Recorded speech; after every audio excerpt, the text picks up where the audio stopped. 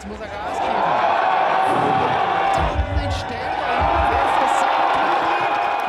Okay, so we're at Whistler Bike Park. I've been coming here for a few years now, but it's my third time actually doing Crankworx. So this is Bull Joyride. We're at the top of the course. The course is insane. It's quite an early start. We get an early practice session.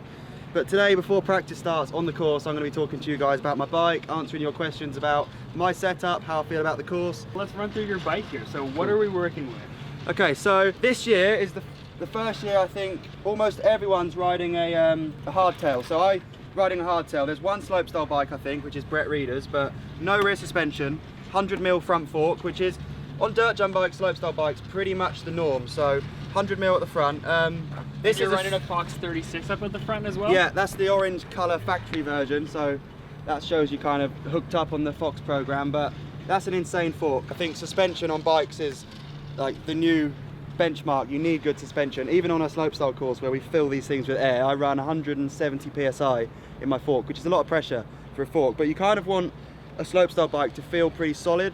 The jumps are big, you want a bit of cushion, but you want a solid bike. I mean, the idea is to land smooth, so you don't need the suspension until you mess up. So this is a really short bike. I designed this Marin Alcatraz with Marin, and I basically said, let's make a dirt jump bike almost as short as possible, because a shorter wheelbase is a more, like, it's actually more unstable. It's like a fighter jet. You don't want a fighter jet to be really stable and like planted in the air. You want it to be agile, change direction. So for me, a short bike allows me to 720 small jumps. I'm working on 1080s, like that helps to spin. It's a really cool bike. I've got quite a steep head angle as well, so that shortens the wheelbase. Obviously no gears. On a hardtail you don't have to run gears, and that's as close to a BMX. It's short, it's pretty solid. I run a really slick narrow rear tyre, and usually throughout the year I run a slick front tyre because I ride skate parks, I ride trails.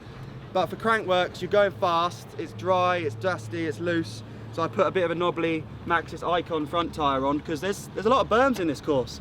You're changing direction down a ski piste effectively. You need grip in those corners. So my wheels are 26-inch Halo Chaos wheels with a Super Drive rear hub, which sounds sick. Basically sounds like a hornet's nest. I've got a TRP brake, hydraulic brake. So this is an interesting point. In slopestyle now, with this many features, 9 trickable features, you're spinning the bars a lot, both ways, unwinding, winding up, you're doing tail whips. So you need a brake system that allows that to happen a lot of times. So I run a hydraulic 2-meter long hose, which is, I had to kind of build onto the bike myself because hoses don't come that long. That's so I can do a lot of bar spins. But almost all riders now are running gyros, whether that's mechanical, hydraulic. And I did that here 2 years ago, but I just found you lose so much power and feel through the brake. Like gyros aren't where they need to be yet for me. They're not very powerful. I was kind of like trying to stop between jumps and flying off lips into gaps, so it didn't work for me. And so what size of rotor are you running on this then as well? 160 around here, yeah. Again, small in the grand scheme of things as far as disc brakes go, but bigger than some. There's guys here with 140mm rotors because it's lighter. It looks cooler, it definitely looks cool having a tiny rotor, but you need power again. At 140, they're gonna get hot, they're gonna start cooking, fading as the week goes on. I've swapped out a lot of my bolts for titanium ones. They just saves a bit of weight, but it's more kind of a bling thing. You can choose the color. Yeah. Flat pedals, obviously, you'll never see a slopestyle guy with clip-ins, that just doesn't happen. So these are the GUSSET S2 pedals, which is a prototype pedal right now actually. They're a decent sized platform that's not too big. So these are carbon Raceface 6C ones, so they're insanely light and stiff and solid. But yeah, I've always run 165s, and I do the same on downhill bikes and enduro bikes just to keep it consistent. These are the ODI sensor grips and GUSSET S2 bars. So my bars are 725mm wide, which is really short as bars go. But for bar spins and things, you need that clearance. You don't need as much control as long as you're not casing the jump. So they're 725 wide, but the grips are ODI sensor grips. I cut the flange off one side and leave it on the other. For bar spins, when you and no-handers, you can kind of end up with your hand anywhere, so it's annoying to have a flange.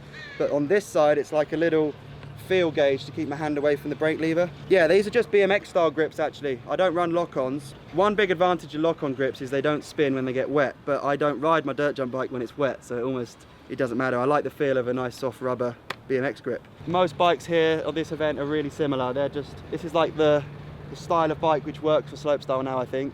It's not one you buy off the shelf, it's quite a custom style bike. It doesn't work for riding to the pub, doesn't work for kind of going to university, but It's not your one bike for everything, that's it's for not. sure. I wish I could say it is. I wish I could say I go and buy milk and cereal on this thing, but it lives in the back of the car until a nice, dry, dusty day.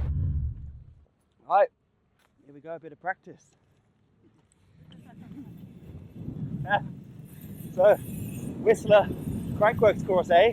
Oh, is that a bear? Could be a deer though. Okay, so that's the big drop.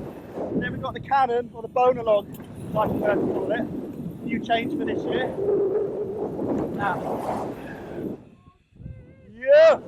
I love these stunts so much. Big 4-pack, 2 monsters.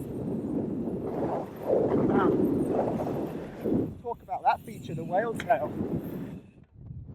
Oh, I went big. Leave that up there.